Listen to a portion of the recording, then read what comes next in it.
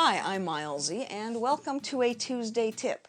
Today I'm going to be showing you guys the loop start method, which is just a clean way of starting off your floss so there aren't any knots or any nastiness on the back of your work. And I'm going to be showing you a few different ways to do this.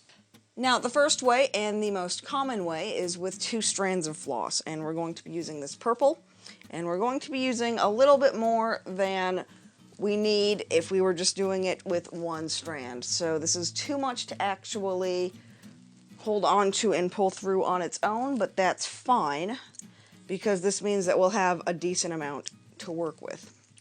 So we have our floss here, and we're just going to pull off 1 strand, just like this. And put the rest aside, and now if we take both ends of the floss right here and just fold it over like this to create 2 strands, we have a length that's decently easy to manage, and we have this little bit right here on the end, this loop right here. So we take the front 2 little bits right here, which are kind of a little bit frayed, but that's fine, and we're just going to thread those through the needle just like this, and pull that through about halfway, like that. So now, what we're going to do, this is the front of the fabric that we're working with right now. We're going to take our needle and just put it through, just like this. Pull it through until just the little loopy bit is sticking up. And poke through, put the needle through the loop, and that will secure it. Now we're going to go back down through the hole we just went through, just right here, and pull this.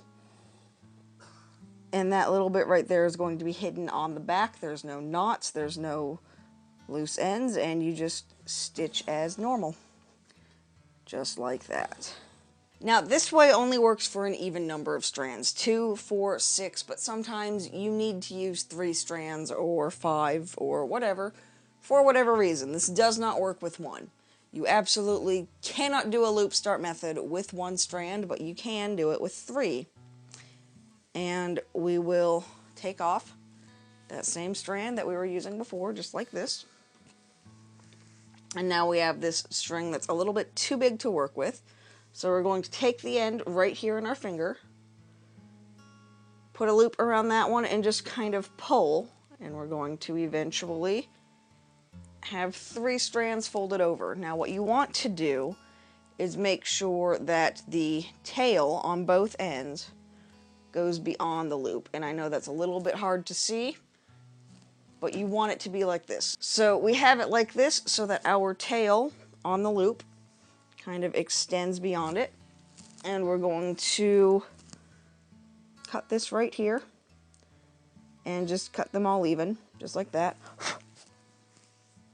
And now we have 3 strands here that we're going to thread real quick. 3 strands, not sure how well you can see that. And thread those through.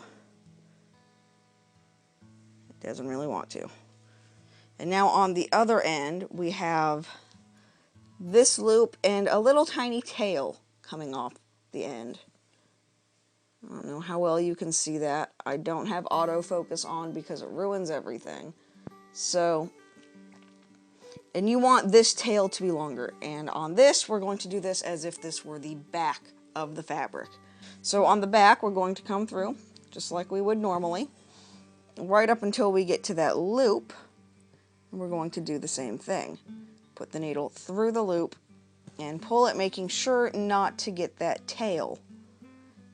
And now we're not going to try to pull that through anymore because this is on the back. The little loop is already back there, and we have this tail to deal with. So what I do is just kind of like to work this in. So we're gonna just try to get this in here as if we were on the back. Okay, now once you've worked a few stitches, and we'll just pretend that those are X's where they belong, we're just going to cut off this little tiny tail. Just like that. But there's no tail, there's no knots, there's no anything like that, and it's all nice and neat. And on the back, which I can't show you because my stand is a piece of garbage, you'll have your stitching just like you would normally. Or I guess on the front, because this is the back of the fabric in this case. Okay, now for some of the more trickier ones. What if we want to blend floss? What if we want 2 different colors of floss? We're going to take the stuff that we already cut, and it doesn't matter if this is too long for you to use normally, because if you need to do something with a single strand later, you can always cut this to be more manageable later on, but for now we want it to be kind of long.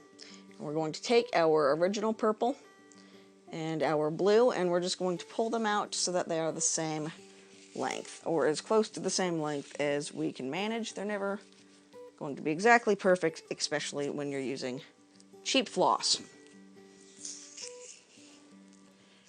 There we go. There's the end right here. Snip, and there goes the blue somewhere. And so now we take our 1 strand of purple right here, and we're going to take a strand of blue. So now we have our 2 strands, and they're just like this. And if we want to do 4 strands, it's pretty simple. We just fold it over. We have 4, if you can hold on to it. And if you want to do 6, because you're doing tent stitch or whatever, and there's a big old knot in it already. Come on, get out of there, knot. There.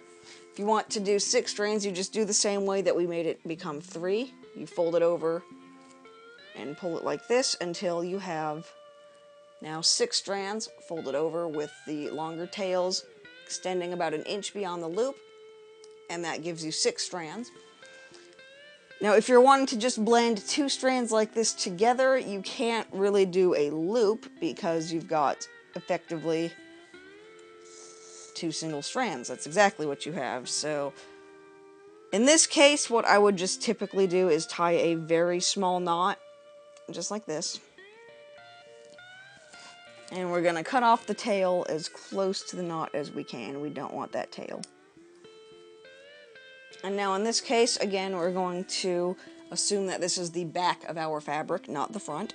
So we're going to come up from the back, like this.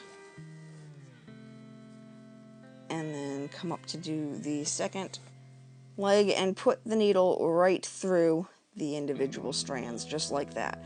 Because this needle that we have, or this knot that we have right here, is too small to actually be able to hold anything. This will slip right through the hole, and it won't cause any nasty bumps or anything like that on your fabric when you go to mount it. It's just a very small little knot to secure the thread to itself. And now it's stuck on there just like it would be on the loop start method, and we continue to go in like this and do our stitching just like that. And this is a little too long to deal with because I didn't cut it in half, but oh well, that's fine. And let's get this out of here. We don't want that there. That's gone. So there we go. There's just a couple of different variations on the loop start that you can use with a number of different strands of floss. A lot of people say that you can't do it with an odd number, but with a little bit of fiddling you can, and you have, as you can see, no knots or nasty tails, anything like that hiding on the back. Pretty simple, pretty easy to do. The 3-strand version might take a little bit of practice, but there you go. If you've ever wondered how you can get a nice knotless back on your projects, that is one way of doing this. I hope it helps. If you have any questions, please go ahead and put those down in the comments below. I'll get to them as soon as I can. But thank you for liking, commenting, subscribing, all that fun stuff, and I will see you next time. Bye!